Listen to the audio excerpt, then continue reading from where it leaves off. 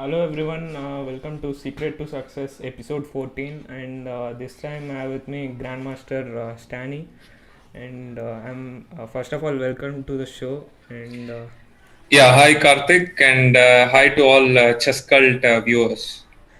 today it's going to be very exciting, and today we'll talk about your journey, and also hopefully we'll also learn a lot from you. Okay. Are And you some really excited? Yeah, little bit. Like I have some interesting questions from some of my friends Okay. who are mutual friends of yours as well. So Mm-hmm. we'll see.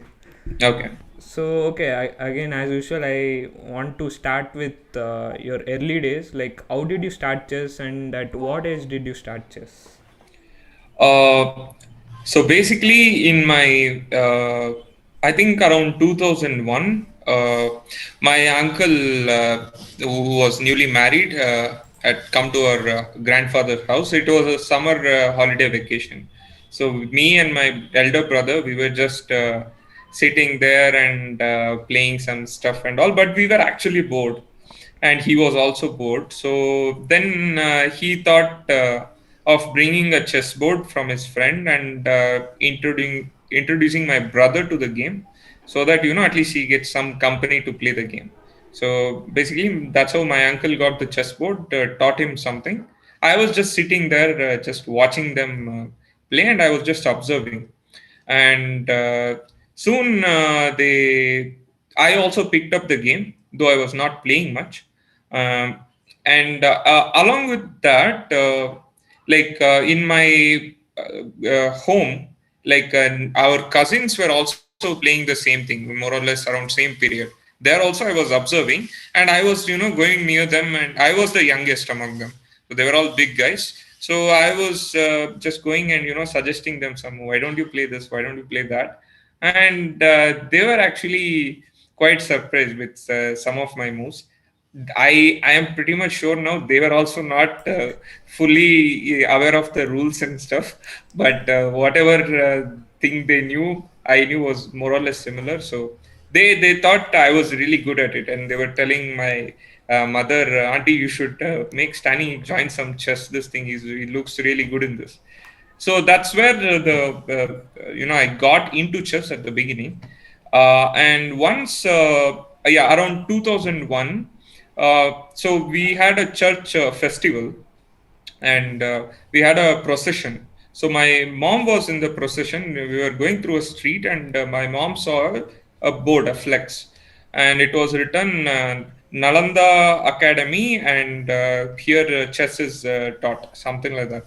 So she thought, okay, since she had seen my interest, she decided to take me to the coach, and there I met my first coach, Sri Krishna Udupa.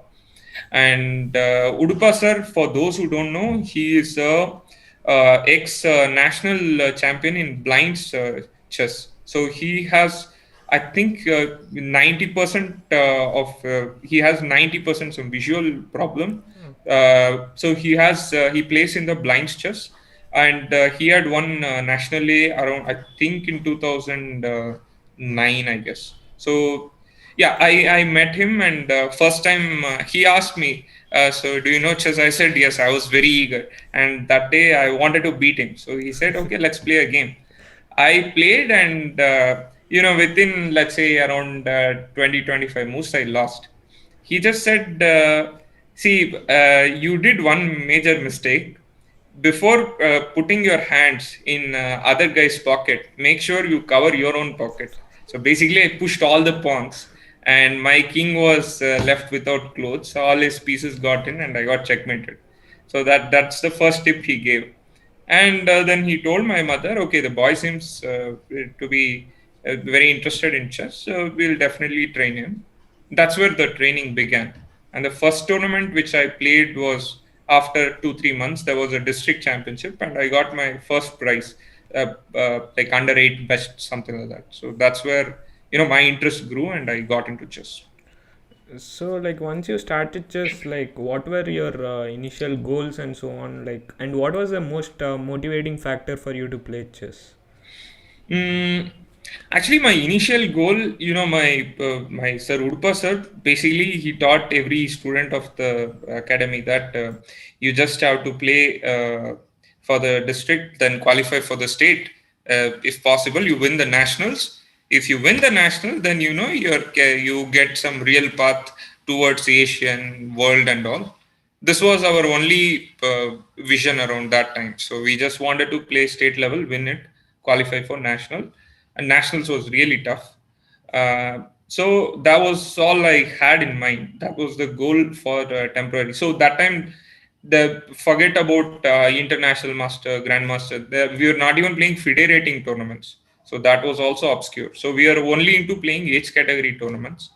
And what was your other question? Like your motivation factor to play chess. So for me, one motivation factor was I became a celebrity in school. So you win district championship. First thing you do is you take your trophy to the school. The headmistress will call you in the assembly, and they'll make you feel happy. So they'll call your name. It became so much routine that I was winning and I was doing. The moment in the assembly she keeps a trophy, everyone will say. So she'll ask a question. So any guesses who won this? They'll start saying Stany. So it became a very normal thing. So I became sort of celebrity in my primary school. So that itself gave me so much happiness. And getting these trophies and all, and also of course playing the blitz or winning, basically any tournament you win, that itself was giving me happiness. So keeping in mind the state level national thing, that was a goal. At the same time, I was also enjoying winning local tournaments, trophies and stuff. Yeah. Yeah, and like since you said that your goal was to win state tournaments and qualify for the nationals, like what was your preparation like to win those tournaments, and like in general, how did you intend to improve? So my first state tournament was under 9 state. Okay. And my coach, he just told me, listen, there will be like this 4 or 5 players are there. He told me their names. Some of them are retired, but let's say they're semi-retired. You might know this guy, Balkishan. You know him? Yeah, I Yeah, think he works in yeah, some he academy. still plays. He I've seen still him in some plays. tournaments. Yeah. Yeah. So Balkishan was one guy. There was a guy called Prachura, PP Prachura, and there were 2, 3 other players. So all these guys. So my coach told me, listen, these guys are the strong players. You somehow have to play well against them. The rest you will manage to beat them. So don't worry. So your target should be to qualify in the state through 2 nationals. And to prepare against them, basically he would tell me you play this particular line, and he would teach in academy itself. He would teach everyone a common line. So we would practice together. We would go and play. Uh, first my first state tournament, I finished sixth, and I actually lost to. I think I lost to Balkishan, to some of these top players. And the second time when I played, I managed to finish first. So that time, I already, though I was having fear, at least I got used to playing them. So then it became like a natural competition. If I play, I would also aim for top prize. So there was, those things just went on till, let's say, under 15 category. It was just going on. Yeah, so like in terms of just like how many hours did you used to work at the time, and like what was your focus on generally? My focus was primarily on solving tactics and studies. In fact, any GM you ask, or any IM, any good player you ask, if a normal player, he wants to improve into chess and have some certain ambition, the first thing they will tell is keep solving tactics, solve studies. These are the easiest way to improve fast, right? So I was also doing the same thing, and they're much more enjoyable, I felt, compared to studying opening or endgame. So I would always do these two things, and along with that, my coach would give me a notes, and my mom would sit with me, and in the night time, she will tell me the moves, and I will go through them on the chessboard once. Then I'll try to tell her blindfold, and like that. So like I would by heart, basically I didn't know the meaning of those moves. I was just by hearting them. I would solve tactics and studies. I would go and play. Yeah. So okay, and then okay, you started improving, and like even then, your goals were very simple to qualify for nationals, or like Yeah. it started. People start keeping these goals to become grandmaster one day. Did you have those goals, or like it was always simple? Uh, okay, no, I would think about grandmasters, but I didn't really have a goal. Like maybe I would have said many times I would become even. I was telling I would become world champion also, but I just didn't know how to become even a grandmaster. It was not even in my radar. My only ambition was win some HK diary, select for nationals. That was all I had in mind. I think those thoughts started coming around when I was, let's say, at the age of 13, 14. I started playing FIDE rating tournaments where I started to see these IMs and GMs more often. And it is them who are winning these tournaments.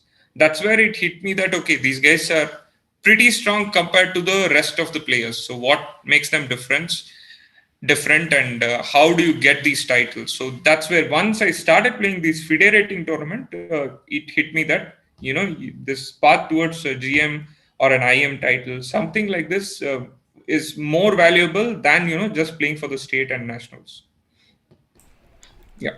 So like generally like coming to nowadays like what are your goals, and like do you specifically set goals like from time to time, like for example within this months like I need to cross certain rating, or like how do you generally set goals nowadays? Nowadays, Yeah. actually, I don't set goals. Like I can feel somewhere when I'm improving. Like if I can talk about last year, let's say, at some point I was very close to reaching around 2550, and I felt during the training sessions that my strength was going towards 2600 because I was doing reasonably well in solving stuff and those things, and I also felt my psychology improved and my attitude towards the game was improving. So I could feel those kind of things, but they were not exactly my goals because I still believe I can reach somewhere around 2700, but I just don't see if setting any goal makes any big difference. So I just want to work towards it, and midway I can feel if I'm going in the right direction or not. Yeah. Yeah, and since you talked about attitude towards the game, like how do you approach a chess game now, and like when you were young also, like what was your approach to the game in general? Uh, so when I was young, it was more like a tensed this thing. What to say? Let's say if I go to play a game, there would always be butterfly in my stomach almost in every game, and it was also something to do with the confidence because you just don't know your opponent, you don't know what is your actual strength. You would just go and play. On a good day you will win, on a bad day you will lose. So you will, if you and very good chance in between you'll make some random easy blunder, and you will lose. So this used to happen, and I would say there was more uncertainty. Whereas now, I think it has changed. Like I feel much more confident. If it's a bad position, I'll just try to, make the decent moves and try to give as much as resistance to opponent as possible and make their life not easy. That would be just my attitude. And if I'm in a winning position, I know from the experience that there were many games where I spoiled it just, either by going into time pressure or by getting overconfident. So these things, due to experience, now I realize I can handle better. And instead of thinking about the end result, I would rather look at positional things like, can I improve my pieces better? Is there any tactics here? So I would focus more on the game than the result. So that approach towards the game and attitude certainly helps with the result. So okay, generally okay, it's easy to say, but generally it's very hard to follow. Yeah. So like oftentimes, like as you said, like when we get into winning positions, most of the chess players they relax and they have this my attitude that they have already won the game.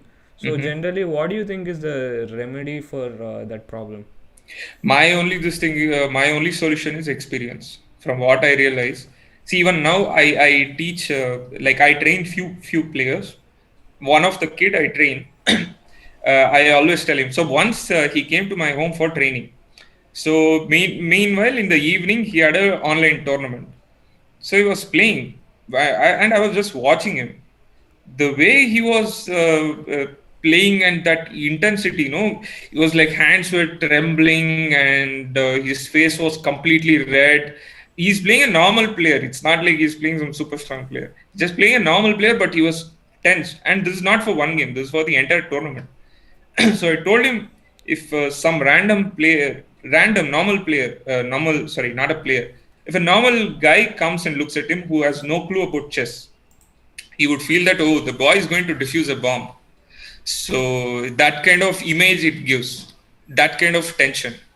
uh, yeah, and the point I'm trying to make is, you will lose. I mean, it doesn't matter if you're so tensed or not, because the more you keep playing, you will lose some point and you will win some, right?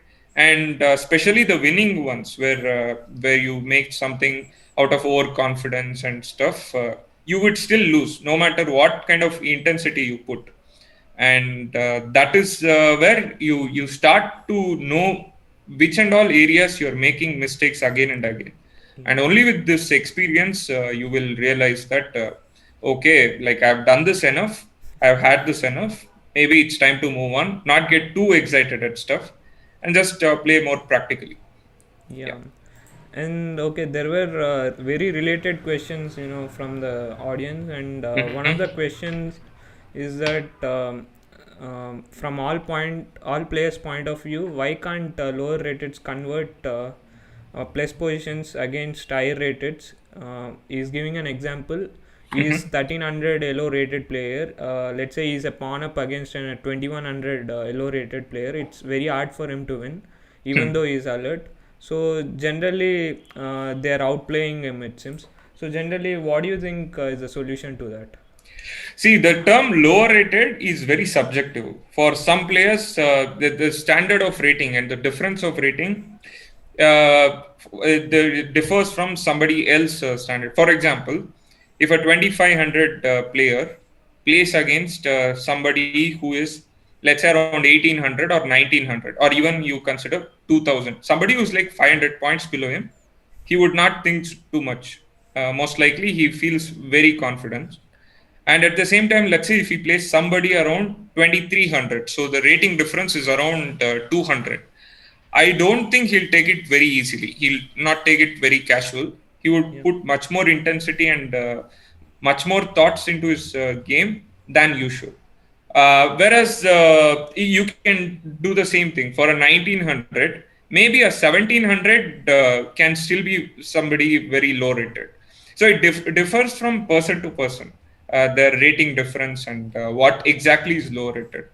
But I guess the universal thing is, whenever low rated plays against somebody who is high rated, it is difficult to convert when they're having advantage, because at some point, no, there is a shift in dynamics.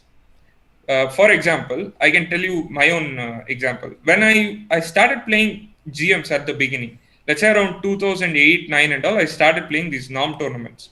And I used to play these Russian GMs. The rating difference was around 300 points. So I would be around 2200, they would be around 2500. I would start playing, and the opening would be very normal, nothing spectacular.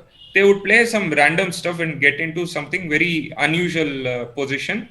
And so it somehow looks as if I would be slightly better because of their opening choice. Yeah. Then you keep on playing, and at one point, you will have a decision to make. You keep the tension going and create more complications, or you can exchange into something, liquidate the position, and try to take a draw. And the chances of getting a draw is much higher than if you're winning the game if you complicate, right? Yeah. And these are the typical situation where I would go for the draw result. I would rather exchange everything and look for a draw, would be content with draw, than playing complicate more stuff and playing for the win. Once this happens during these stages, the dynamics completely change. The moment you switch the position and switch your ambition to make a draw, suddenly they will start playing for win. They will go into some simplified ending and they'll slowly outplay you. This used to happen a lot to me during the tournaments. So as I started playing more and more and also worked on my chess, I realized this was the attitude which was the main reason I was losing points. So then my approach kind of changed.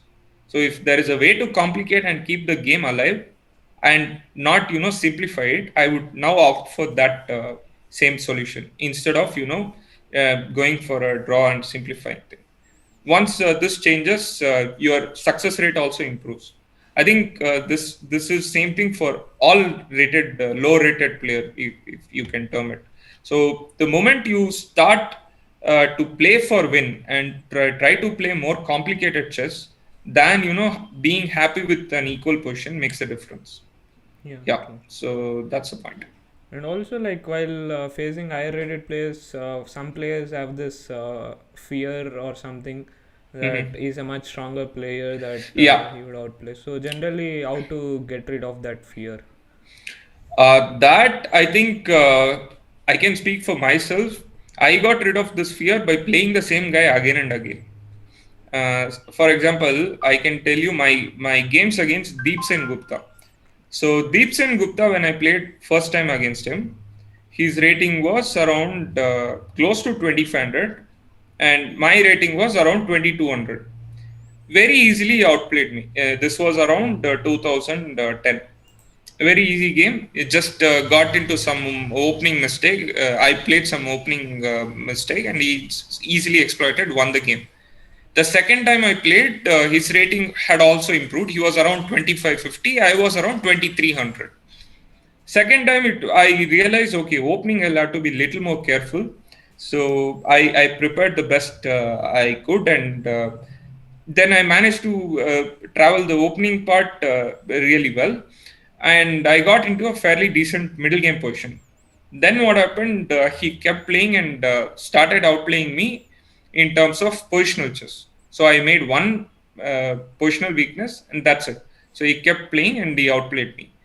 But the third time when I played, now I kind of realized that, okay, most of the chess he played in the first two games were very normal moves. It's just that I made a mistake, right? Yeah. So if I play correctly, I don't think he can outplay me that easily. So third time when I played, I did well and managed to make a draw.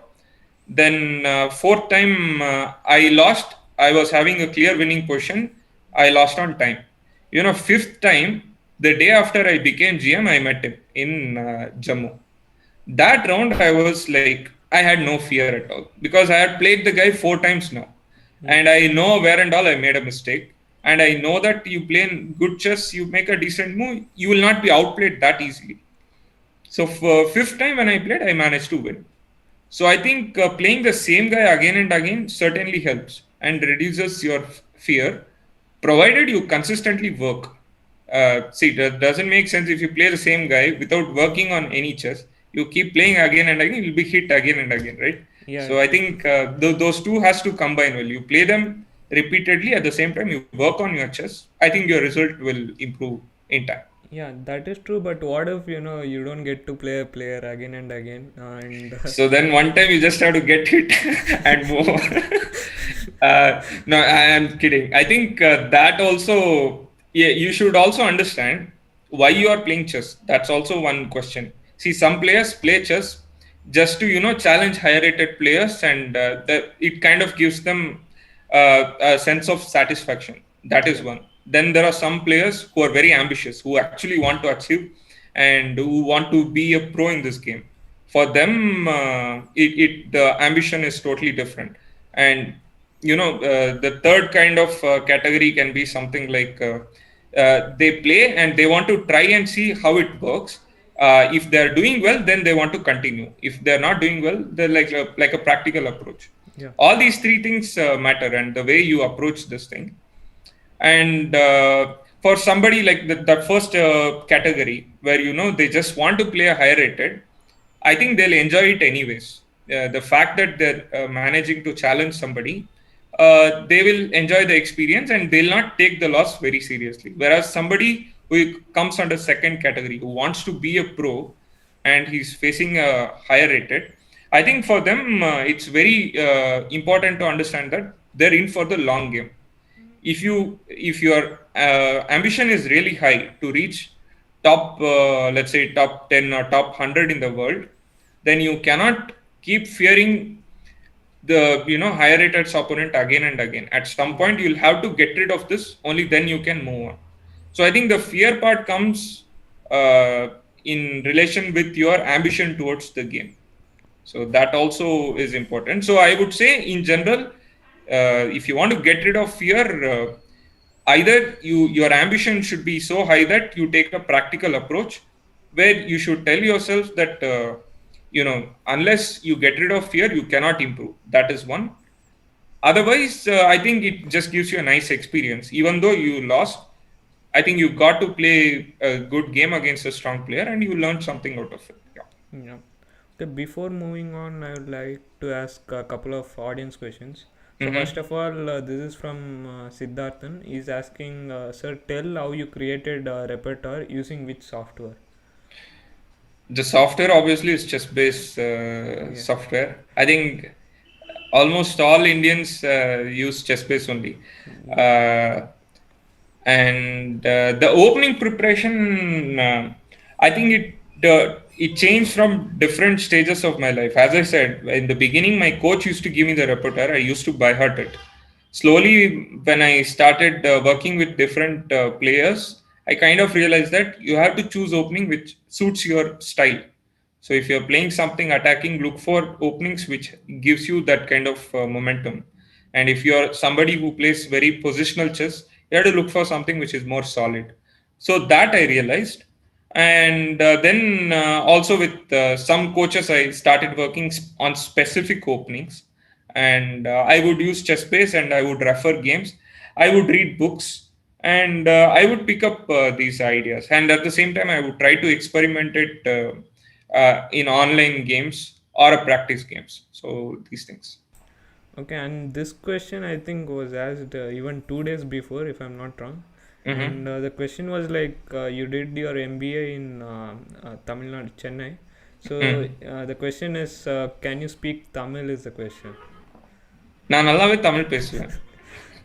So whose question was this? Okay, I forgot his name actually. I think it was from Srinivasan, Mr. Srinivasan. Srinivasan. Yeah Srinivasan, mister Srinivasan எனக்கு நல்லாவே தமிழ் தெரியும். நான் வந்து Vadivelu fan. So I actually picked up a lot of Tamil watching Vadi. So once what happened, my brother was going in a train and they used to sell these CDs and all, right, those days. So in some train he saw this DVD of Vadivelu comedy collection. He just got it, took it, and that one day before that also I was watching, but I never really got into any of these stuff. But then I watched this Vadivelu's comedy of the movie Winner. Have you seen that? Yeah, I Do you must have watch Tamil seen. movies? Yeah, yes. There is a Vadivelu that was one of his big breakthroughs. So there is a movie called Winner, and Vadivelu is like a local village gunda kind of thing, and he has all these chorus guys background. They will cheer him up, they will push him, and he'll do something, he'll get beaten. So basically, I didn't understand any Tamil while watching it, but just the fact that his mannerisms and the body language kind of attracted me. Then I started watching all Vadivelu comedies. So I kind of got into the basics of Tamil. Before that, yeah, I must say this, that my mother tongue is Malayalam. So Malayalam, I feel, is somewhat close to Tamil. Yeah, true. So when I saw these comedies, I could understand many of the words because they were similar to Malayalam. That's where I understood some little bit of Tamil. Then, of course, chess players, many are from Tamil Nadu, right? And we've got many friends from Tamil Nadu. From them, I picked up a few words. And of course, studying in SRM also certainly helped. So to answer your question, எனக்கு நல்லாவே தமிழ் தெரியும், தமிழ் புரிஞ்சுக்கிறேன். So generally, if someone wants to learn Tamil, your recommendation would be to watch Vadivelu comedy. Just watch Vadivelu. You also speak Tamil as well, Yeah, right? my mother tongue is Tamil actually. Tamil only. Yeah, Okay. Tamil. All right. So தமிழ்லயே continue பண்ணலாம். But okay, our audience won't understand, so we'll stick to Okay, this. fine. Okay, so the next question is from Niranjan Naulgun and is asking, are you practicing these days? By when do you think we'll be able to play? Is the question. Okay. So first of all, hi to Niranjan. Good to have you in the audience. And yeah, so the to answer the first question, am I practicing? I do actually. I practice with a few players, and I also take training with my. So my coach is Saravanan. Many of players would know him, Yeah. and I work with him. And I also play few practice games with a few of my friends, and I also train few people. So while to train them also, I also work on some materials. So overall, like I am fully occupied working on these things. To answer the second question, only I feel many players when I talk to my friends and all, they all in general speculate it could be somewhere around April or May. Things may start opening up, because now many countries are getting the vaccines and stuff. Right. And I believe once this whole travel restriction is removed, then like half of the Indian chess players will land in either Spain or somewhere in Europe, and they will start playing. So Yeah. yeah, I feel it will be somewhere around April, May. At least I hope so. Yeah. Yeah. And one more question is, which books are you reading these days? This question is again from Niranjan. The books I'm reading. Yeah. One recent book I was going through was Sokolov's book, Ivan Sokolov's book, Critical Positions. Ah, So he would pick up few portions from his own book, and he would give that. That is one book I was reading. The other one was this is one of my recent favorite Morozovich book. I think it was written along with another author, Alexei uh, Kuzmin, I think, right? Kuzmin. Yeah, Yeah. Kuzmin, and the book, it was from Thinkers Publishing. The name of the book is I think together with Together Morozovich. with Morozovich. Yeah, I really like that book. So these two comes in the back of my head. Yeah. Okay, and we were talking about higher rated facing higher rated players, and Mm-hmm. also like contradictory to that, like we obviously face lower rated players, and sometimes we get overconfident, or we don't perform at our best because we just think it's a easy game. So Mm. generally, in your own career, how did you face this issue, and like how did you come like overcome it? I Generally. was doing very poorly at the beginning of my career. Uh, yeah, the same attitude. So first one or two round, I would struggle a lot, and generally if I survive, then my tournament goes well, and if not, then the whole tournament is gone. Even now also it happens, but not that regular. Let's say if I play 10 tournaments, maybe two tournaments it would happen. Otherwise, in general, I'm doing more or less consistently. Uh, yeah, I think I realized this fact that we call them low rated, but they are not idiots. They are also, they have brain, they have ambition, and they play good chess. See, somebody like as I said, for me being 2500, somebody like 500 points below me, I don't see them as a very challenging game in general. Yeah. But if you look at their standard, it is not at all bad. They won't make obvious mistakes. Many times, if they get the correct position, they'll play good moves, right? So I kind of realized that no matter what the rating difference is, it is not going to help you if you are not playing good chess. So at the end of the day, my attitude became like this: that whatever game I play, be it against higher rated or low rated, my approach should be same, and I should not basically care who my opponent is. I should play correct moves, I should play correct chess, and I should beat them. Only my attitude will change in terms of decision making. For example, against a higher rated player, I will not take the amount of risk which I would take against a low rated. Yeah. So I would be little more careful looking. So that decision would change only that time. Otherwise, my approach is very much similar. I would play against win, beat against higher rated or low rated, and I don't think of them as idiots. I feel I just respect and I feel they'll play good chess. Yeah. Yeah, and also like there is this kind of issue like against lower rated players. Sometimes, let's say an attacking player is playing, Mm-hmm. sometimes he may choose a solid option or more positional variation or something in order to play safe so that he can win the game easily without any trouble. So Mm-hmm. generally, does it happen in your own career? And also, do you think it's right to do that? Change the style against higher rated and lower rated players. So you mean if you're playing against an attacking player, you're opting for solid? Was it No, that no, no. the Like, part? let's say a person is, let's say I am an attacking player and Okay. I'm playing a lower rated. I'm opting to play, positionally. Okay. I'm just changing the style in order to, play safe and, to get a easy game. Okay. Yeah. My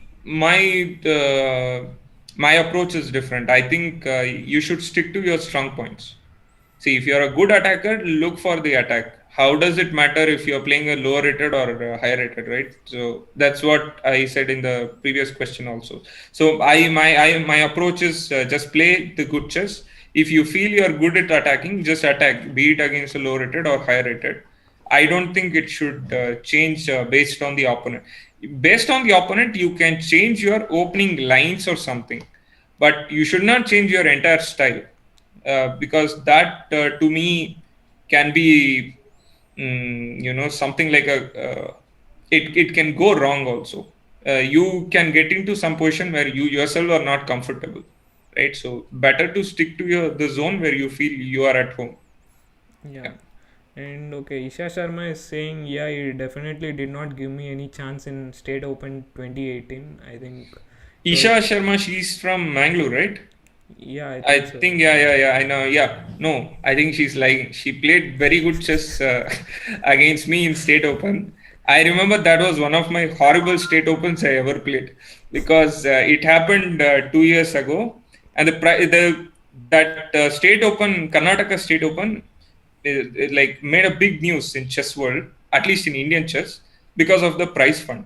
So the total prize fund was, I think, 10 lakhs. And the first prize was 1 lakh, this Akshay Kalpa tournament.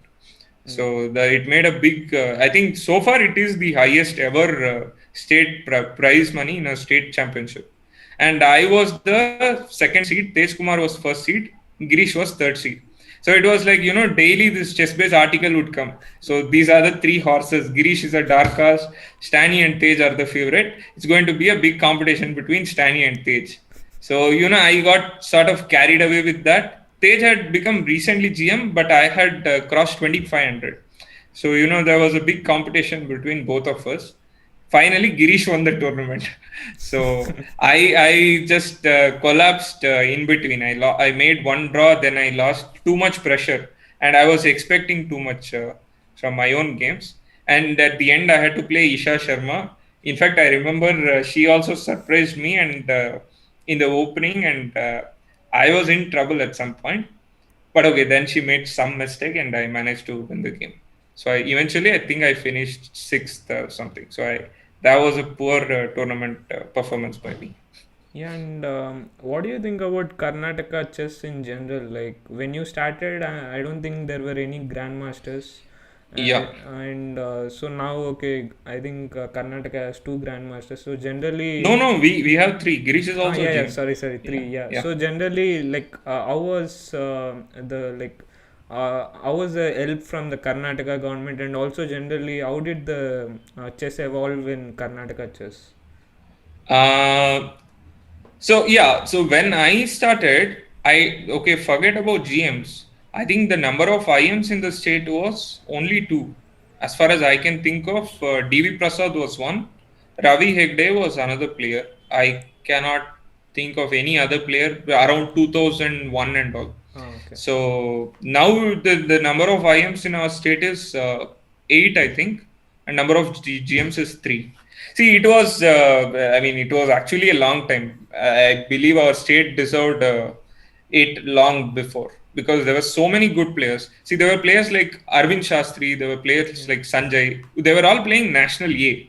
It's just that they didn't play these norm tournaments, or there were no norm tournaments that time, so they didn't get the opportunity. I believe if they had got the norm tournaments back in those days, the number of IMs those days would have been definitely more than what it was. So that it was a long overdue thing, and now it has improved a lot. And in fact, there are players who have all the potential to become GM. Like I, as of now, I can think of a player like Vianney. There is another boy, Raghunandan. Yeah. These are all, they all cross 2400. They are all hanging around 2450. So yeah, I think maybe in matter of few years we'll get even more GMs. Yeah. True. Support is good actually. Our state UKCA support is good, and we also get some grants from this Karnataka Sports Youth Service. So it's a government organization, and based on your performance, they also give some cash awards once in a while. So that helps. Yeah. And like I read your article about how you became a grandmaster, and you gave like 5 tips overall. So the first one was focus on fitness, I think, if I'm not wrong. Ah, okay. It was that quality chess article, I guess. So Okay, I okay. wrote for them, and I think they republished in ChessBase India. Okay, okay. Yeah. So generally, like, why do you think fitness is so important for chess players, and generally, what do you do for physical fitness? So this I sort of realized around 2000, let's say 2016, 17 period. Uh, so I played this tournament in BL, and Sasikiran was also playing in that tournament. And since he like he we belonged had same mutual friends and all, I happened to have some conversation with him on a regular basis. And so Sasikiran told me one very important thing. So I was analyzing my games and all. I was asking him for a few suggestions, and he said, "See, fitness is one very important thing." He knew that I was struggling to become GM, but my rating was there. So he told, "See, I can guarantee you one thing: if you work on your physical fitness and all, you can take 50 points as granted. So that you can reach the next level, and if you get 50 more points, you'll become GM also." So that is something he told me back then. And then I also attended when I attended this quality chess camp and all. I realized most of the other players who were all GMs were extremely fit, and they were very conscious about their health, and especially food intake during the tournaments. That was one. And I also went to Poland for a training with Bartosz Sochko in 2017, I think that was the one of the main reasons where it helped. So Bartosz Sochko is he was a trainer of Polish Olympiad team. So I went to training with him along with my friend Swayam. So we just both went to Sochko for like 4 or 5 days training. Sochko looked so fit, and we would work whole day. Then on the in between, for the lunch, what he would do is he would give us cycle, and we would go from the hotel till his home, which I felt was, let's say, around 5 kilometers. And that guy was like 2 times older than us, but he would still be extremely fit, and for him it was a nothing.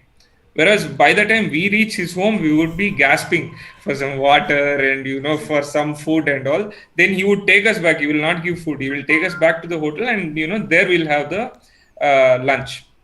This used to be the routine throughout the training. In fact, after that, I realized, okay, if this can guy become so much fit. He also told mainly about fitness. He said some example where the Polish team, once he became the coach, he primarily focused on their fitness.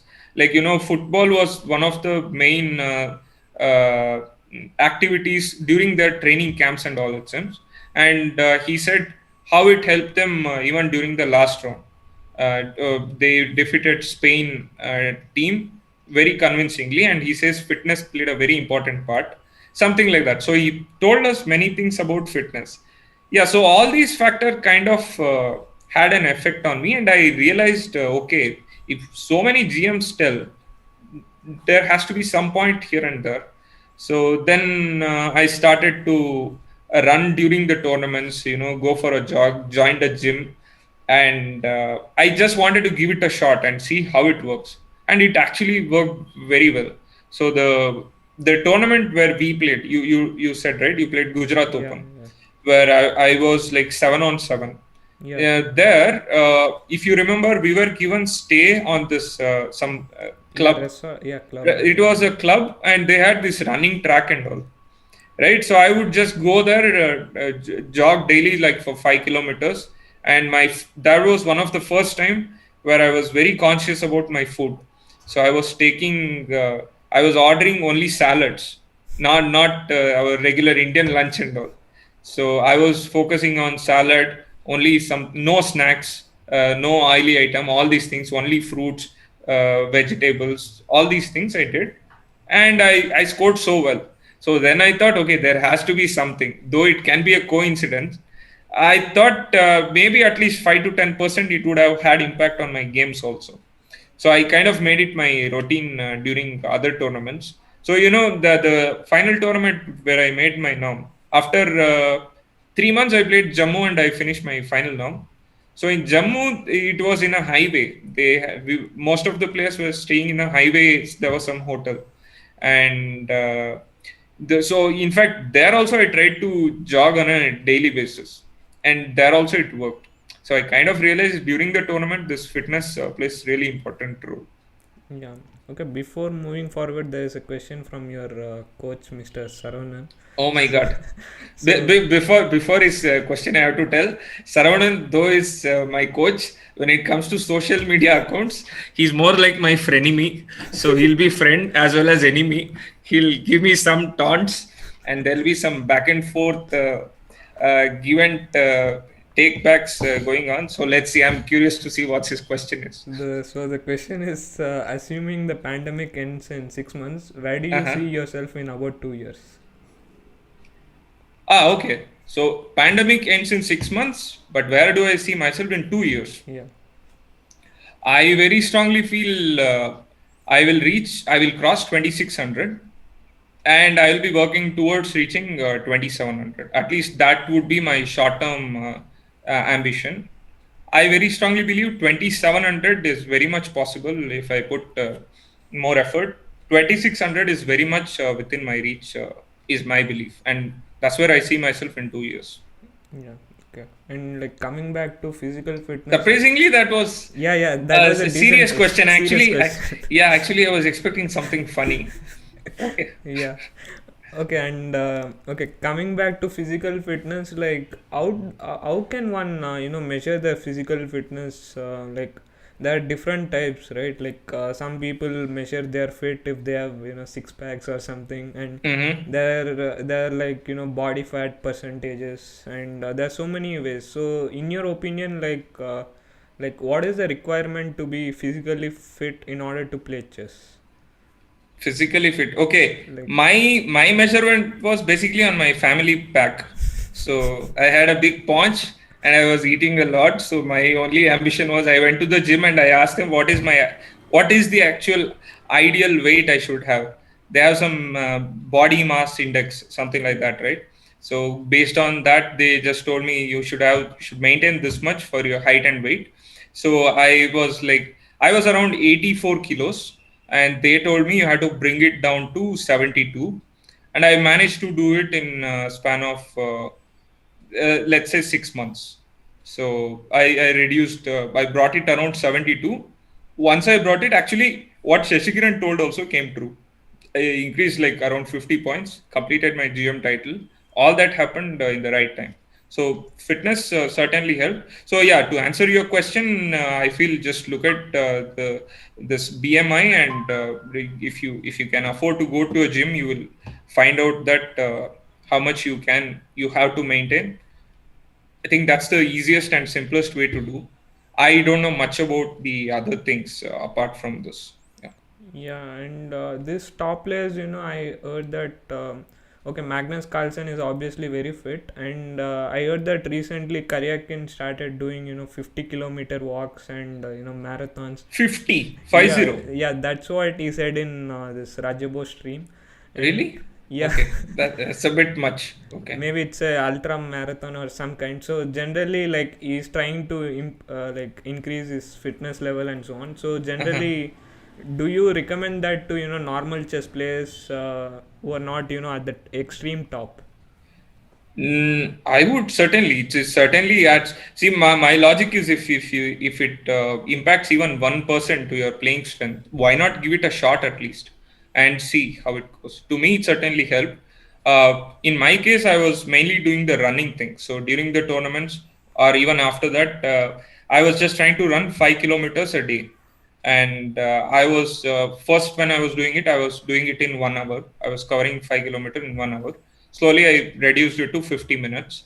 Then, I was trying to make it around 45. So I was trying to slowly bring it down. And, as you bring it down, you also feel that your stamina has increased. So Yeah. that was the point. So I think any activity related to this, many players prefer badminton. That is equally good. Okay, nowadays I'm doing something else. Can you make a guess on physical fitness? Uh, Badminton. Not gym, not sports. Not sports.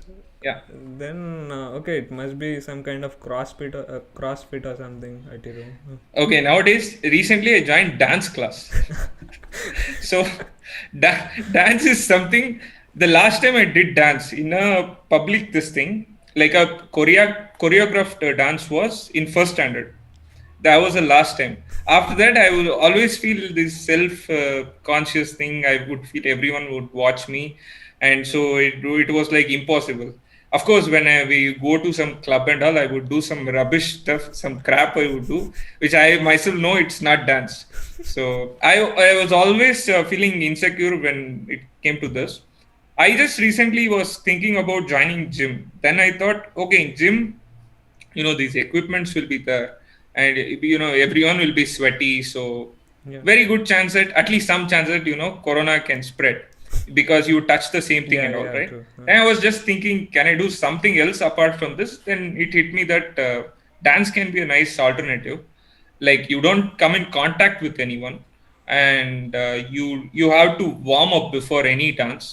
So, and also I was very insecure, so I thought you can learn a new skill at the same time, do something more physical activity. So that's what I'm doing these days. So last 1 month I'm going to a dance class. I've learned few steps also. So it's like Zumba or It's not. general. It's not. It's a proper dance. Proper. So it's like they will teach. Right now they're working. They're teaching me on the foot movements. So Okay. next, as the level grows, it will be on the mid body part, and then it will be on the head. So it keeps increasing. And also, okay, from recent years, like there has been some, science research that since you mentioned running, the research says that cardio in for a longer term, like it leads to injuries and it's not safe. Is the recent study. So Hmm. generally, they recommend doing weight training or something else. So, Yeah. what is your opinion on that? My opinion is I also try to Google this, and like you can get different opinion of different people. See, for example, uh, many say you cannot take food, some oily food from made at home. Like only use this. What is that? They have some olive oil or something. Olive oil. Olive oil, yeah. So those food should be good for health. Any other oil is not good. And some other people have another opinion. And Yeah. drinking water in during the food, like you Google this article, should be drink the water while taking the food. Many people say you should not. Many people say it helps with digestion. So I always felt that there are two different views, and you just cannot find it out if it's true or not unless you try yourself. So I didn't think it in very serious way. I just felt whenever you feel like increasing your stamina and workout, just run. That's it. See, there'll be 1,000 people who will support your argument. 1,000 people who would say no. Just feel what you do like, unless it is something extreme. Uh, I think you should not worry. And I also asked my gym instructor. So if he says something, it's fine. I feel I'll just do it. Yeah. And okay, before moving forward, there are a couple of questions. So first of all, this is from Anirudh. Okay, this you kind of answered already, but okay, what was your favorite chess book you studied, and what chess book would you recommend for 1300 FIDE rated? 1,300. Favorite recent book, I said Morozovich book Yeah, was something really good. together with Morozov. Yeah, Together with Morozovich was a nice book. The other book I really enjoyed was okay. Many players have said this before also. Gelfand's Positional Decision Making is something I really loved. So that was a very nice book. And specifically, if you ask me about 1,300, I would say you can read something like Ramesh book is actually good. Ramesh Fundamental Chess, something like that. No, he has written. Yeah, I forgot. Came Even back I 2 years forgot the ago. name. Yeah. That book had good positions for anyone who has a decent understanding of chess. It covered many of different aspects. So something like that would be good for improving. Yeah. And this question is from Mr. Sarunan, and Oh my God. he already asked this question in my stream again with Grandmaster Sham Sundar. So the question is, what do you think is the difference in chess terms between 2500, 2600, 2700, and 2800? I think we ourselves had discussed this before, mostly during some tournaments. It's a matter of nerves. So even when 2,800 plays against 2,700, why do you think 2,800? Why do you think Magnus beats all other guys? His nerves are basically strong. So I always felt the difference is the nerves. I don't think the if the rating goes down, nerves is the only factor. Then it also differs. If somebody is just wants to play for draw and all. My general observation is 2,500 plays against a 2,600. In general, they won't play for draw. The 2,500, if he's a decently ambitious player, he would play for win. But it's just the fact of now 2,600 may get into bad position, but he'll keep on playing without making much of a mistake. So I feel it's nerves is the answer. Yeah. And the second thing you mentioned in the same article was, eat only healthy foods. And also, you mentioned that you ate salad only in Gujarat Open. Yeah. So I'm assuming that you don't follow the same rule for every single tournament to eat only salads. So Yeah. So generally, what is your like? What do you eat in tournaments, and what is your diet like when you're at home or something? This whole eating thing actually came from one of the suggestions said by Sam Shankland. So in that camp with our guard, Sam Shankland had also attended, and somebody asked him this question about his tournament routines. Sam has many Indian friends, and he likes the Indian food and all. But he specifically told during the tournament, make sure you don't eat Indian food or Mexican food because you are going to sleep during the round, or you kind of feel a bit lazy. So try to avoid, especially before the round. Even dinner, he says it's fine, but if you have a round and you have to have a lunch, he says please don't eat. So that was his recommendation. That's where I started seriously thinking about this, and that's the reason after that I played Gujarat. I tried using salads. Uh, yeah, then like other tournaments, I didn't follow it that strictly, but at the same time, like earlier when I used to go to these tournaments abroad, you can relate to this. I'm pretty sure. So I would take all these rice, a bag full of 1 kg, not 1 kg, 2 kg rice, and I would start cooking. Half of my tournament would be on cooking. In fact, Andhra players, they just took me by a surprise. I played this tournament, Norway Open, and my roommates were Ravi Teja uh, and Rajesh VAV. So we three stayed together. The amount of food stuff they brought, no, it was like unbelievable. So I was joking with them. I just told, if somebody sees these amount of foods, right, and the way you prepare and serve all these things, they would not think of us as we came all the way from India to play chess. They would think that we came all the way to cook, eat, and relax. So that would generally be the scene. So they were all laughing. No, like in general, that is something I used to do. Like I would take all the 1 kg chips and 1 kg rice and a few chocolates, everything. Slowly, I realized there's no point in this. I'm basically wasting time. So I started getting used to this food system abroad. So nowadays, what I do if I go there, I will eat I'll go to the restaurant and I'll eat something of the local traditional food.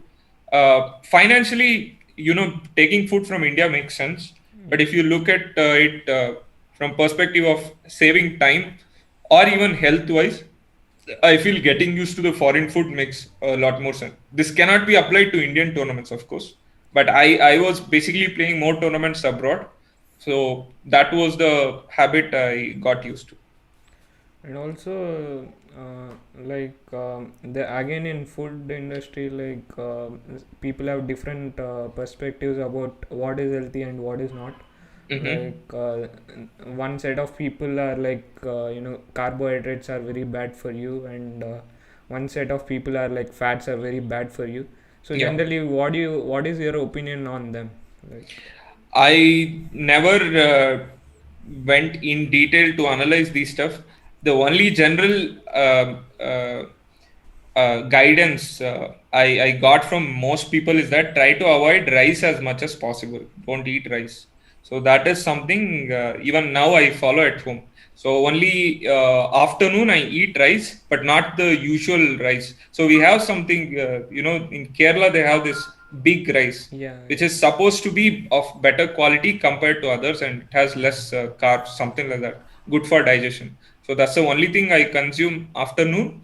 Night I just eat chapati, idli, or those something like that. Those are once in a while. But I try to avoid as much as rice as possible. And during the tournaments, the good thing of playing abroad is that you get lots of salads, and they use more number of vegetables than the main dish, right? So Yeah. if let's say if you order for something, what to say, some pasta or something, there will also be some vegetables along with it. So that is something I thought makes a lot of sense. So more consumption of vegetables, avoiding rice, and of course snacks. See, snacks is something I used to eat a lot. Chips, cakes, all these cookies and all. That I have drastically reduced these days. I try to eat more fruits, and even if I want snack, there are some stuff which are not fried but baked, right? So those are the kind of thing I go for once in a while. Yeah. Okay, and there is a question from Isha Sharma. So the Mhm. question is, do you give importance to mental health training like meditation, etc.? To be honest, no. So I mean, I did this once in a while. So I would go to some yoga center and I would learn something, but I was never into. I could never adopt it and do it consistently. So instead, I felt but doing some workouts on gym and running regularly. These things, at least I could get used to, but not something like a meditation thing. So I wish I could do that, but as of now, I don't. And also, like many chess players, I know like they don't do meditation and all. I think except only one of my friend Vishak does it. I think like other than Vishak Kennar, yeah, he yeah. does meditation. That was long back, like when we were playing some age group event. Uh He, huh. he used to do, but now I don't know if he still follows. But generally, like chess players, they pretend to do, they pretend to be mentally tough and all, but they don't do meditation and stuff. See, it's also something similar to one cliche around chess players, that chess players have very good memory. Yeah. See, chess players have a very good memory only in chess. I don't think that they have very good memory apart from in a normal this thing. So it is an aura created around chess players, that they meditate and mentally relaxed, all these things. I think chess players are as normal as any other sports players. Yeah, true. And okay, so the next question is from Nikhil Dixit. So the question is how your approach towards life and chess has changed after you became grandmaster. Uh, Actually, my life has changed from the perspective of people. The way people look at me has changed. I have not changed at all. I am like this only. But I could sense that people look at me differently now than they used to. For example, I in 2017 itself I crossed 2500. But I could never. But I could always feel that people would still consider me as an IM, because that time I didn't have GM title. But the moment I crossed this title, I could sense that their approach was totally changed. They would give me even a lot more respect, and also, financially also speaking, GMs would certainly get more conditions and benefits than an IM, though the strength may almost be equal. In some point, let's say there are still some IMs who have 2500 above rating, right? But if they write to tournament organizers, they may not get any conditions, whereas a GM who can be even 2400 can also get the same condition. So I think monetary benefits was better, and the way people look at me was different. Get a lot more recognition among chess players, and a lot more respects. But as a person, I don't think it has impacted me much. I feel I am the same still. Yeah. Yeah.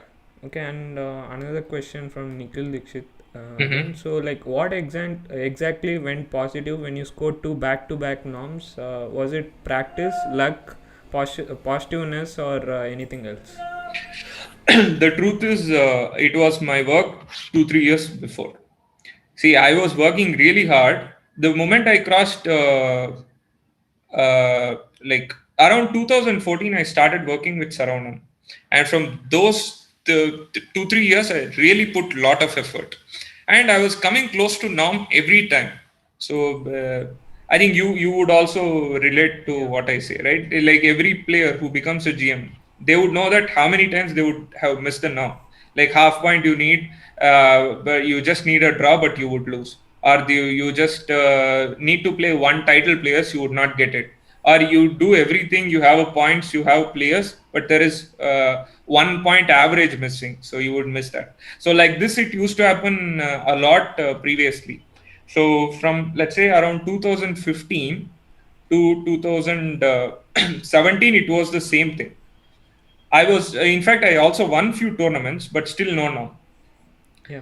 And I then eventually started to not bother, because if every tournament this happens to you, first I was telling myself, okay, this kind of shows that I'm getting close to the title. But then I even stopped even thinking about it. I am like, okay, anyway, I'm doing well. My strength is getting better. My rating is consistently improving. So I just thought, okay, it is a matter of time. Someday I will get it. So I completely forgot it, and also it kind of changed my approach. So from 2014 to 17, I played lots of foreign tournaments, and I just tried to avoid all Indian tournaments. Only national teams I would play. Yeah. And then, financially, I was not that good. So I had to win those tournaments to play another tournaments abroad. So this was happening, and I was doing it actually. And suddenly around 2017, financial also was not doing so well, and I didn't win any tournaments also. Then I thought, okay, I better play something in India and see. So that's where I played Gujarat Open, and it clicked. So Yeah. once that norm drought was over, then I mean the way it clicked was it was unexpected. Like 7 cross 7, last two round I just have to sit. I don't even have to play these guys. So if I just sit, it was now. So the from missing from half point to rating average, all these things, it came to a stage where I didn't even realize that I got a norm. 2 rounds to spare. Same thing happened in national championship also, Jammu. There I scored ninth round norm, I scored 11th round norm, I scored 13th round norm. So every round there was a norm happening. So it came with such a speed that I didn't even realize I completed my norm. But the real struggle came 3 years before. So I could understand how many failures were there and stuff. So yeah, I think for anyone who's ambitious and looking for norm, be ready for 2 3 years of disappointment, and you will and if you consistently work, you will get it, and you will not even realize that you become GM. Yeah. So okay, since you were talking about handling the pressure situations and all, like everybody have these issues with norms, and also like sometimes we need to win on demand in order to get some cash prize or qualify for something. So generally, how to deal with such situations? So generally, how do you deal first of all, and how should one generally deal with that? So your question is, in the last round, if we have something monetary, some financial thing, and it's like a must win, how to do this? Yeah, generally, what Okay. is the attitude you need to have? Yeah. So that certainly helped me when I started working with Saravanan. So previously, all these rounds, last rounds, I always felt the pressure, and I was thinking about these monetary things and all. But once I started training with Saravanan, my chess started improving, and there were tournaments where last round must win situation. I win the tournaments. This used to happen a lot. The first few tournaments, I got lucky. I got low rated and I won first tournament. Second tournament also same thing happened. But the third tournament, I had to face a higher rated, and if I beat him, I will win the tournament. But if I make a draw, I will get a good prize money. And in a better position, I took a draw and took the prize money. And then like had a discussion with Saravanan sir, and he told me something very important, and that kind of had an impact.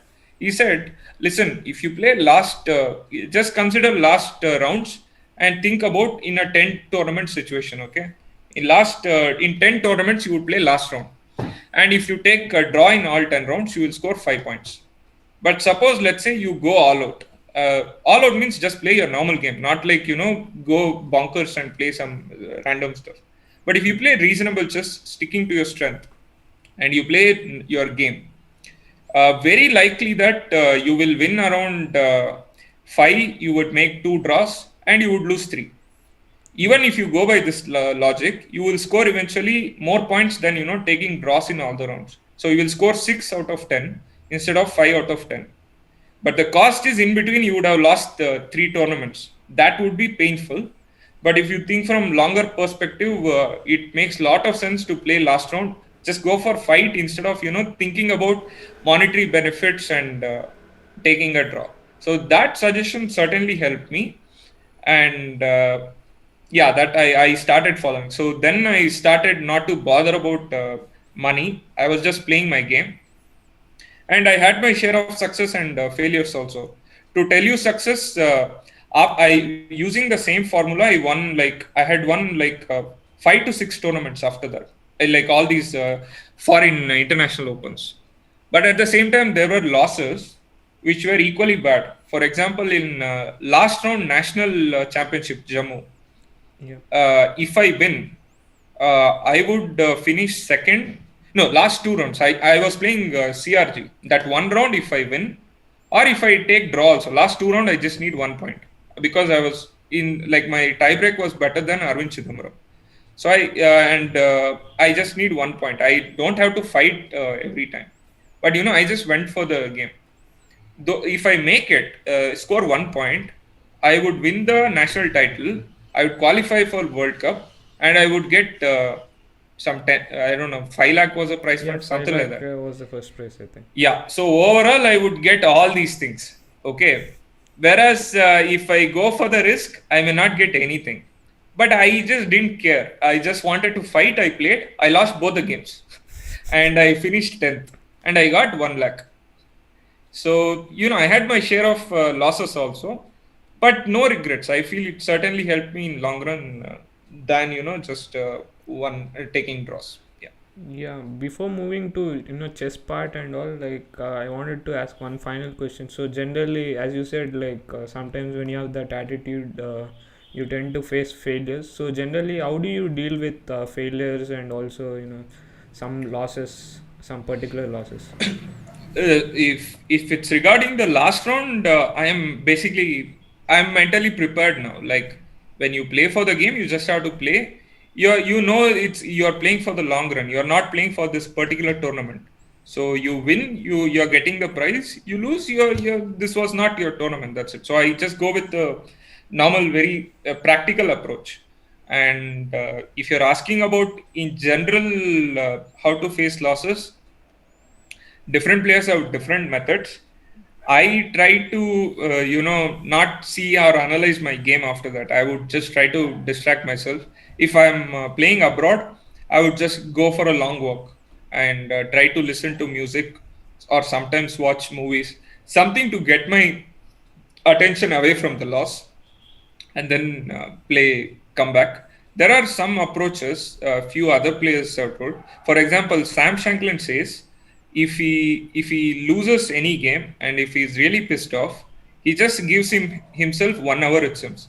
In that 1 hour, he can shout at anyone. He can just throw something. He can do whatever rubbish things he wants. That is 1 hour time limit he has, and he can do what like he can curse anyone, do whatever. Okay, but after that 1 hour, he says you have to shut down yourself. That's it. You're given your time to recover. 1 hour is done. Try to focus on the next game. No need to regret the loss and all. That time is done. So these are some approaches.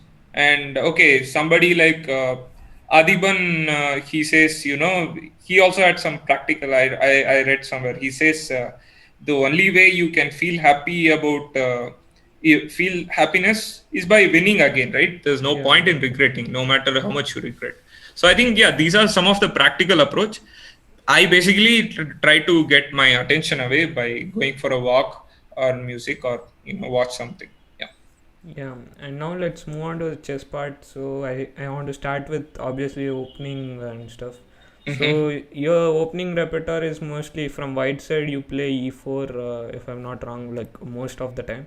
Yeah. And so generally, like when you play a single opening, like you need to be well prepared.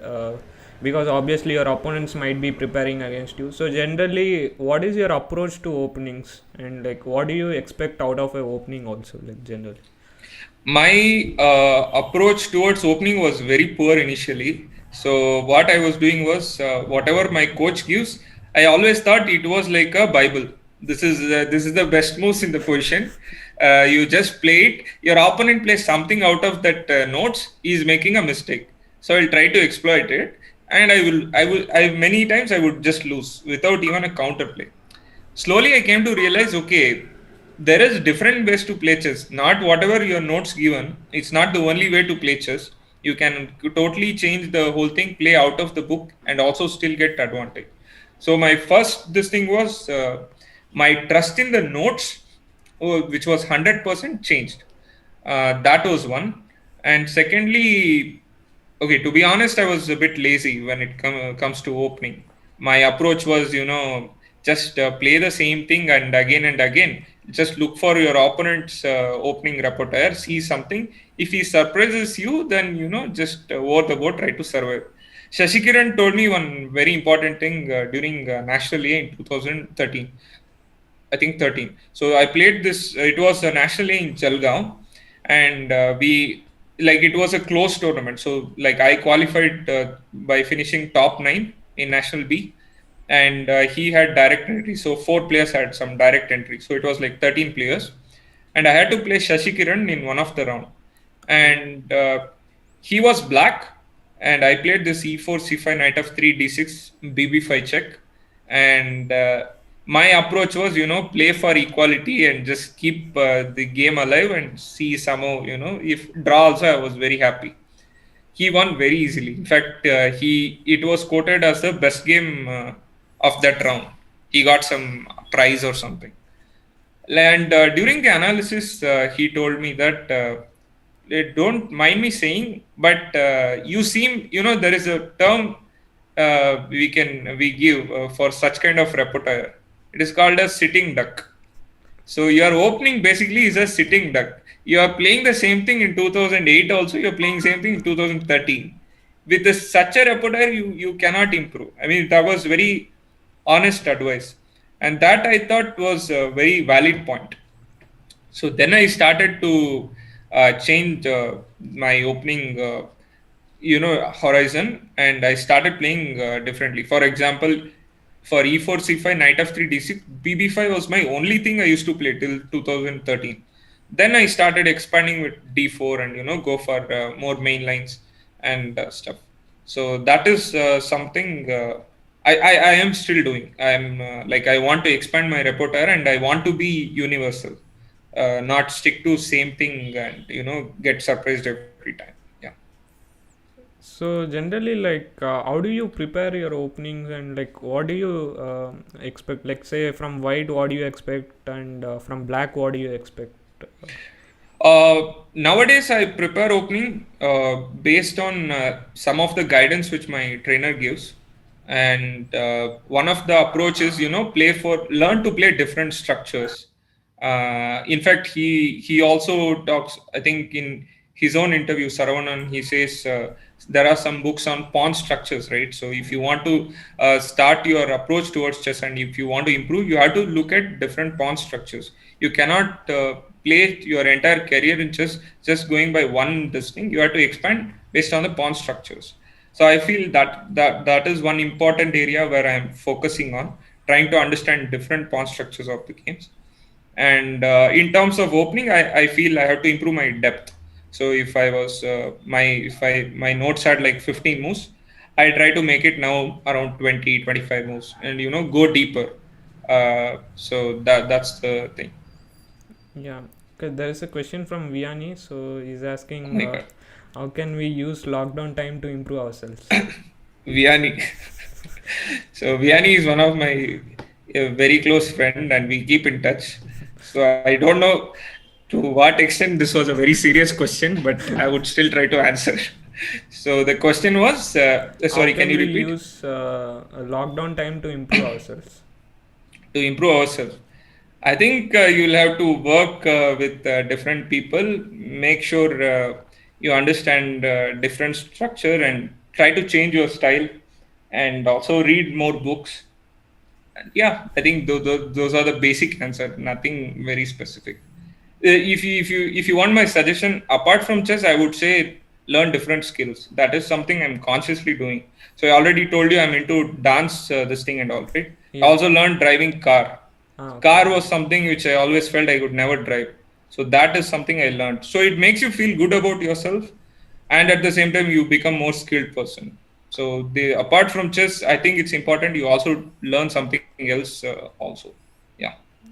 Yeah, and I remember we played once in national teams. I think it was in Bhubaneswar, and that time I used to play this E4 B6 wave. You're blitzing out moves, no, in that game.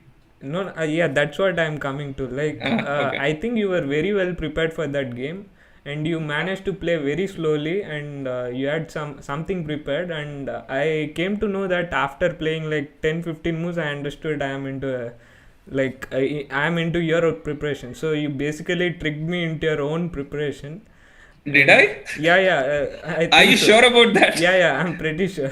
Okay. Because like afterwards I checked with the computer, that time computer, and it was saying clearly better for white.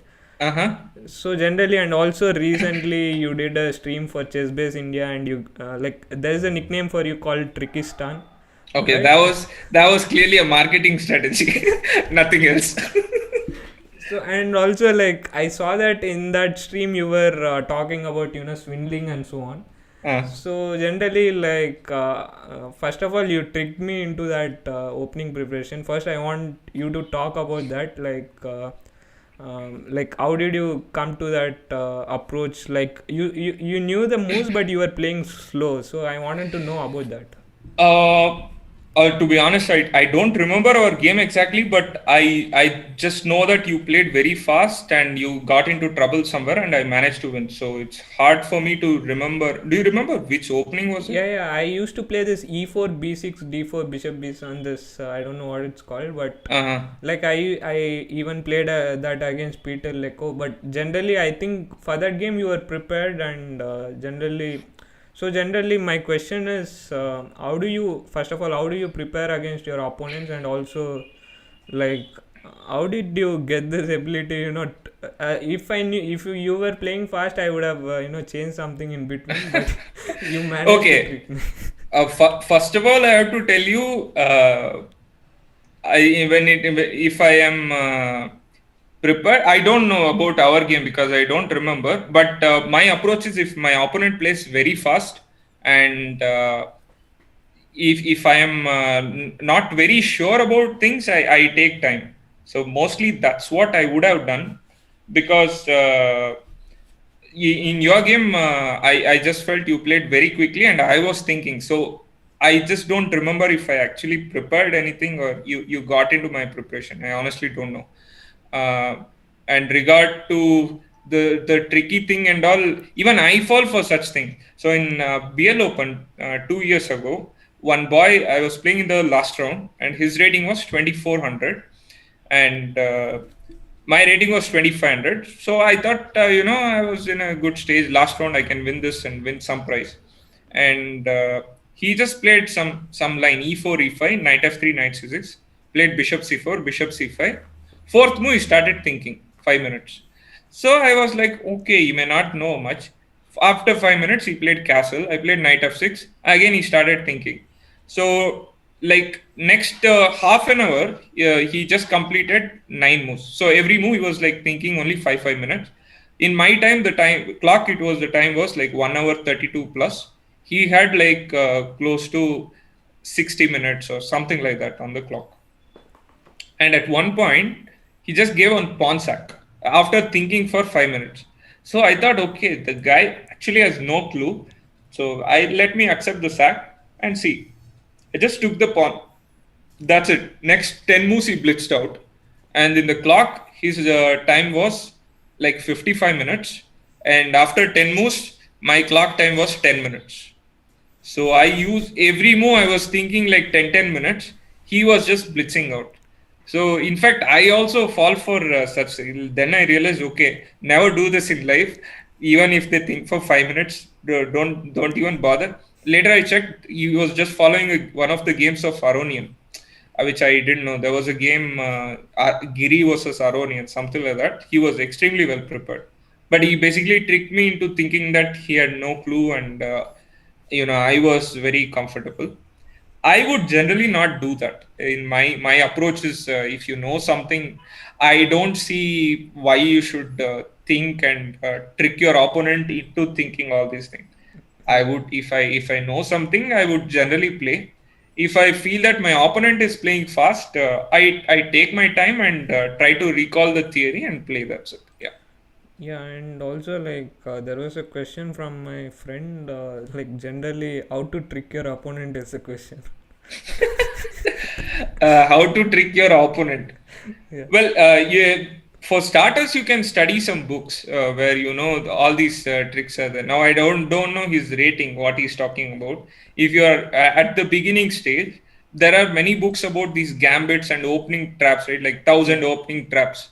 You just learn it, you will actually score many points at the beginning of your career. So that there you can do all these tricks. I think in terms of tournament, there are tricks which I don't recommend, but many players do. For example, there are players who basically cough all the time when they're in good position, and then there are some players who deliberately get into time pressure. For some, it is a habit. Some do it intentionally, and they feel at the end opponent would get nervous. They will think that he will lose on time. They will play fast and they will lose. So these are tricks available, but I don't think it works every time. So not not very advisable, but you can certainly follow. Yeah. And also I feel that one of the most important skill is to save some of the lost positions and Hmm. stuff. What would you recommend? Like, do you think is there any way to train that skill, or it just comes naturally? No, my only approach is make life miserable for your opponent. If he's winning, don't make it easier for him. Just keep playing and give the best resistance. In fact, all the top players, that's how they survive. The nerves thing which I said.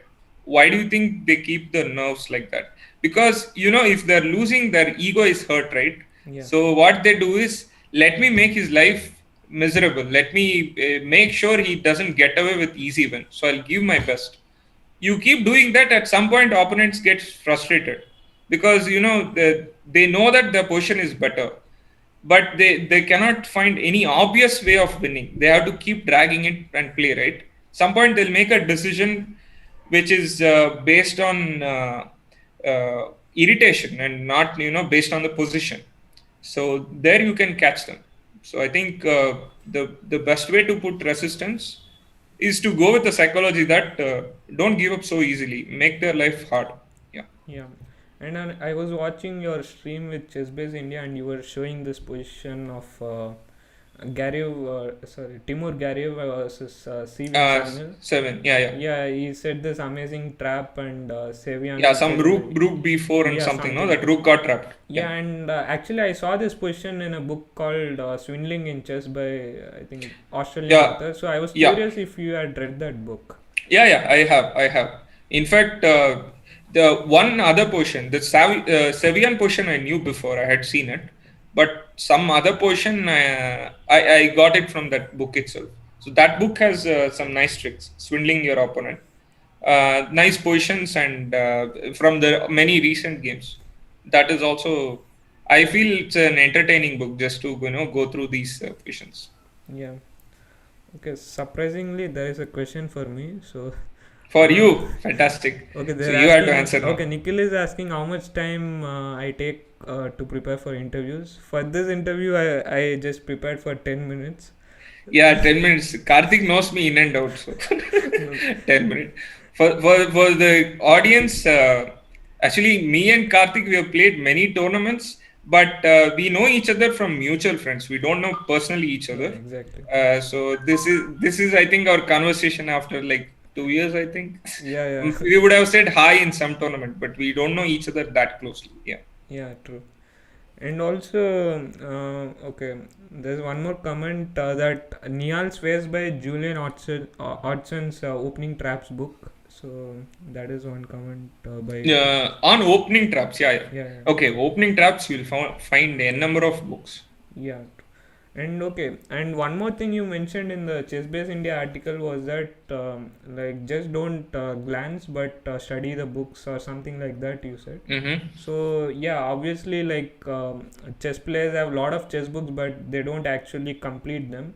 Hmm. So like generally what would your recommendation be to those players in order to, like they don't get the motivation to complete the books. So Yeah. like what would your general recommendation be? See, I was actually maintaining one Excel sheet, and I was trying to put all the number of books I would finish. In fact, when the first session I had with my trainer Saravanan, he just told me some 100 books. He gave me a list and he said, in 1 year complete all these books. I was like, what, 100 books? And he was actually serious. I don't know if he meant it, but he just gave the whole thing, and I actually took it very seriously. So for the next 3 4 months, I just finished those books. It was not like, before I was just glancing it. Now, because I had a target, I thought, let me finish them. So I finished around 10 books. And in fact, the results started coming. So I kind of sense that it makes, there is a relation. Like instead of just randomly glancing a book, it adds more effect if you start reading and finish the book first. Otherwise, it will just go back to your library and you will never open it again. Yeah, and also like I wanted to know like how you read books, like there's so many ways, like let's say if it's a puzzle book it's easy to put up the position and calculate, but Mm-hmm. let's say if it's a classical game book, or generally a lot of games are there. So like in that case it's much more complicated because the answers, the next move is visible.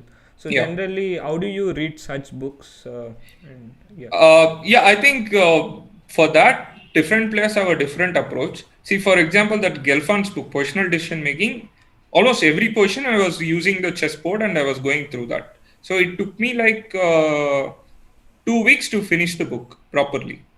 Then I met Abhijit Gupta in one tournament, and he said Gelfand book is really nice. I basically finished it while traveling from some Bangalore to Delhi flight, something like that. Some 2 hours flight. He says he finished the book, and he knows the positions also. So I think it also depends on how fast you can catch these stuff. At the same time, how much you're comfortable, going just the book or using the board. For somebody at the beginning level, definitely makes sense to use all the positions on the board than just glancing in the book, because it kind of improves your board vision and board sight. But I think the more you are experienced and the better player you are, you don't have to use board every time. You can actually glance the book and also you can pick up stuff. And not every book needs to be finished. See, good books you finish it. There are many books which you cannot even relate or you cannot even understand, right? Yeah. I don't think you should even finish reading it. Yeah. Yeah, so okay, since we don't have much time, we'll move to your chess career and your tournament wins and so on. Mm-hmm. So first of all, again, let's come back to you becoming grandmaster at Jammu. Uh-huh. So like before the tournament, were you expecting to perform that well and to become a grandmaster? And after becoming a grandmaster, what was your feelings? What were you feeling exactly? Uh, to answer the first one, I was expecting finishing well, let's say top 10. I didn't expect to get the norm because, as I said, previous experience taught me that better not to expect anything. Just go with your normal mentality and just play the tournament. So I was not expecting anything, but I knew I could sense it that now was just somewhere nearby, so I could do it anytime. And to answer the second question, what was the feeling after this? I just did a small research, okay? And I was seeing what were the comments of all the GMs who recently became in their interviews. And this would be the general question, right? What was your feeling? Yeah. Okay, can you guess what was the word which almost everyone says in common? Uh, I personally said relieved. So Yeah, exactly. That's the word. I also said the same thing. yeah, I'm not Every surprised. guy has said the same thing. I was relieved. So my feeling was the same as well. Relieved because basically you feel that pressure, that it would be like a monkey at the back of your head, and every tournament you expect something go and you fail disappointment, so that pressure takes it too much. So once you become, you just feel relieved. So no more burden of playing for norms, all these things is done, and then actually you can play your next tournament very freely. Yeah. Yeah, and yeah, coming back to, and also Gujarat Open was one of your like I was also playing in the tournament, and you were obviously 7-on-7. Hmm. So like what was going on during like each round you were winning? Like what was your, like were you expecting to win the tournament, or like what was going on basically? Okay, 7-on-7. I honestly thought I would win the tournament with round to spare, because like I defeated top seed also, and I played another two other GMs. I defeated them, so I thought I was very close, and that is where I played next round Vignesh, NR Vignesh, whom I lost against. And this is like a very important psychology, which have seen in other players also. If you keep playing high rateds one after another, there is a rhythm. You play three high rateds, suddenly you get one low rated. You kind of take it easy because you're doing, if only if you are doing extremely well. So if you are doing very well and suddenly you get a low rated, I feel many players get kind of carried away, no matter how experienced they are. It's just that there is a sudden shift in your opponent's strength, right? So you Yeah. kind of take it for granted, which is what I did against Vignesh. I just played the same thing which I used to. He played a line which is actually not good. but I didn't react well, and I lost very easily in the next like 25-30 moves. I lost the game. So there was a shift in that round, but then I kind of managed to get back, stay calm and composed, and won the next round, and managed to somehow finish third in the tournament. Though yeah, title was very close. Yeah, and if I'm not wrong, he played this A5 variation in the Najraf, right? English Against Najraf. Vignesh. Vignesh. Vignesh, he played Dragon. Dragon. Ah, Yeah, he played Dragon, and I don't remember the exact variation, but yeah, I think in Dragon only he played this A5. Something like okay. that happened. Yeah. So yeah, and again, okay, you have won many. Yeah, say, also you were saying that you play in Europe in this Open events, and you have won so many. Hmm. Like some of them are Malakoff Open, Sautron 2016. For Many me, from France. yeah, many from France. Deepan's favorite question. Whenever I meet Deepan, so I played this university tournament, and Deepan apparently was a chief guest. Deepan Chakravarti. So Deepan is a very close friend of mine. So the guy goes to stage, and the first question he asks is, he looks at me, he says, "Okay, welcome, dear guests." Everything he addresses, says something, and looks at me, and suddenly asks, "Hey, Stanny, what is the secret of winning France tournament? Is there any French girl?" This he asked in a stage. So, and yeah, that's one question all these guys ask my friends. What is your secret in France? Yeah, sorry, you were you going on with your Yeah, question. so generally, yeah, okay. My question is also that, like, how do you so play so well in France, and also like, what were like these tournaments? Obviously, you want to win prize money and so on. So Hmm. generally, like, out of this all tournaments, like, which of them are most special to you? Which of them was special to me? And okay, first of all, yeah, just to clarify, though I won many tournaments in France, I have also won tournaments in other countries, which many people do not know actually, because I won a tournament in Greece, won a tournament in Italy, I once one tournament in Germany, I guess. So I do have something, but yeah, when you compare with France, the number of tournaments I won is a lot more. I guess I have won so far around 7 to 8 only in France itself. Wow. Yeah, but the reason is I got used to playing in Europe. First, earlier when I went, the food thing was not good. I mean, I was struggling with the food. Then there was problem with climate. I could not get used to it. Secondly, my chess itself was not that good. And once I started playing regularly, I was getting used to the food stuff, climate. I was also working on my chess. So all these things came together, and also yeah, as I said, my fitness part improved. Many things happened. So it was what to say, it was a merger of all these things. And your second question Like, which of those tournaments are most was special. special to you? Okay. The tournament which was special to me, I would say the first one, the Lifre Open, which I won. That was the starting point. So I worked with Saravanan. That was the first time, 2014. Previously, I had played in 10 countries. All these open tournaments, okay? No success. I will just go, come back, no, come back, empty Yeah. hand. I mean, it at some point it was getting like routine, and it was getting frustrating. Because I mean, how much will your parents invest? I was not even spending from my pocket. My parents were investing. So that was happening. And once I started, and I did work, I put on good amount of time, energy, effort, everything, and I went to France. And yeah, there I went. This Lifre Open, actually, I didn't even plan.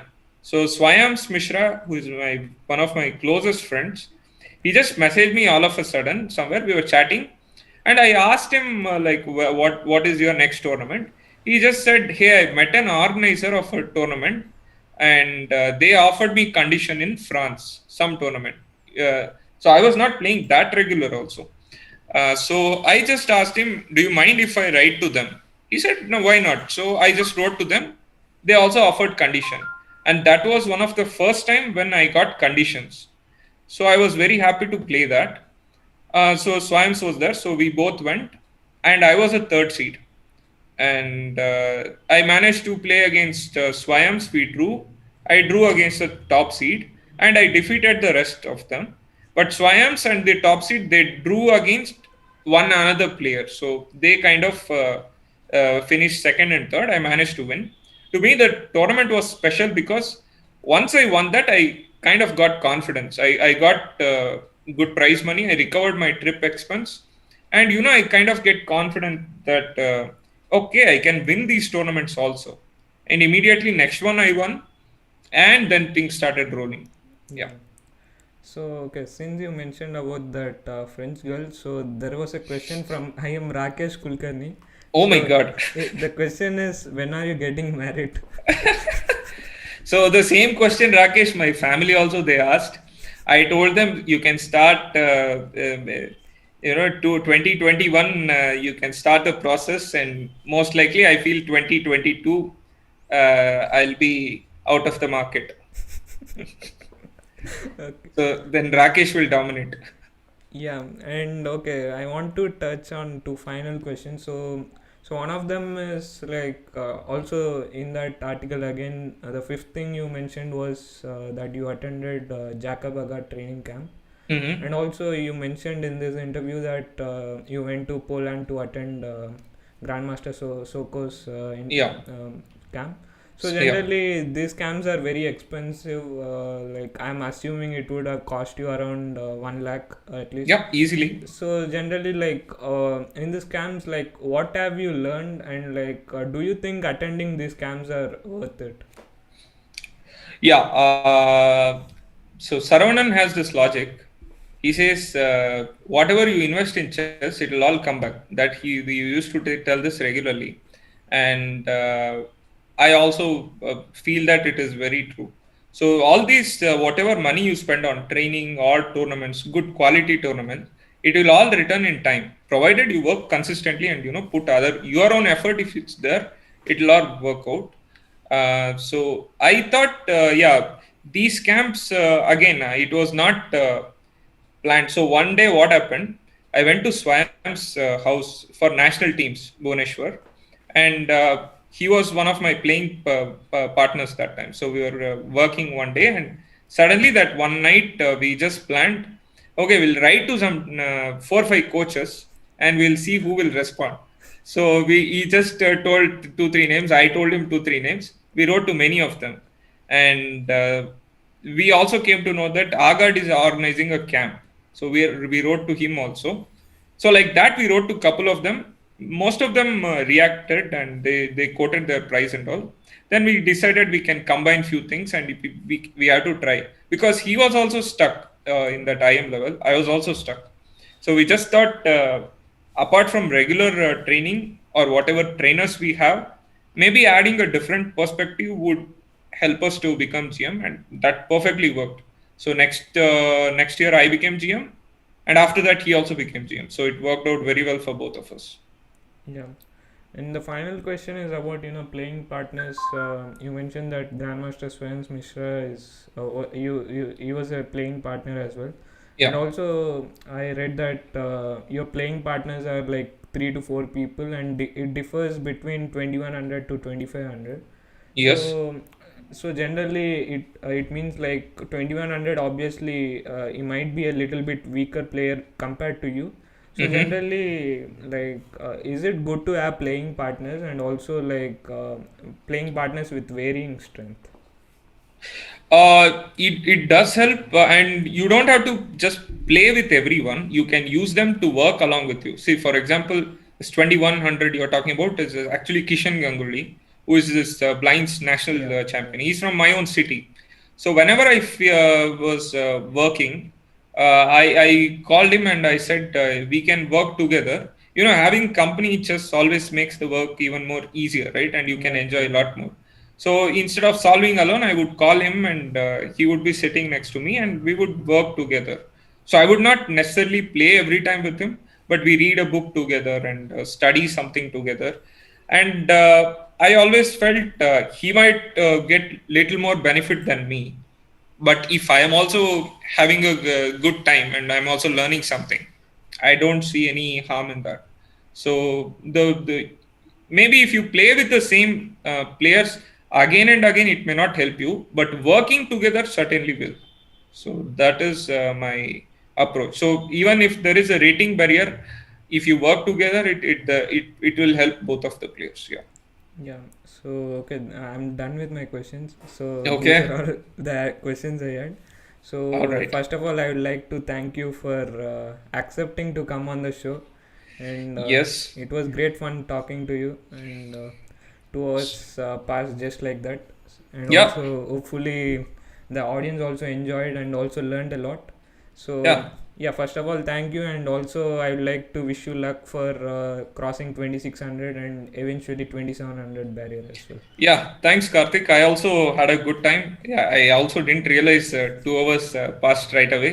And to all the viewers and all the friends, especially guys like Niranjan, Rakesh, my own trainer Saravanan, Vianney, it was nice to have all of them here, Nikhil. And yeah, it was good interaction. And in fact, some of these questions will also help me to self introspect in future, like where I can take my direction and all.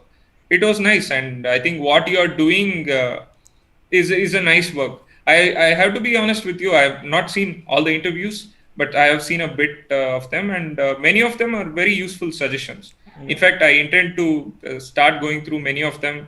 You know, when I start traveling for a tournament and all, I believe it will give you some sort of knowledge and understanding, and a different perspective of same question. How another yeah, grandmaster answers is something interesting. So I think good work, and yeah, I hope you continue doing this. yeah. Before leaving, I would like to just mention one comment by Mr. Saravanan, which you were Uh-uh. expecting in a way.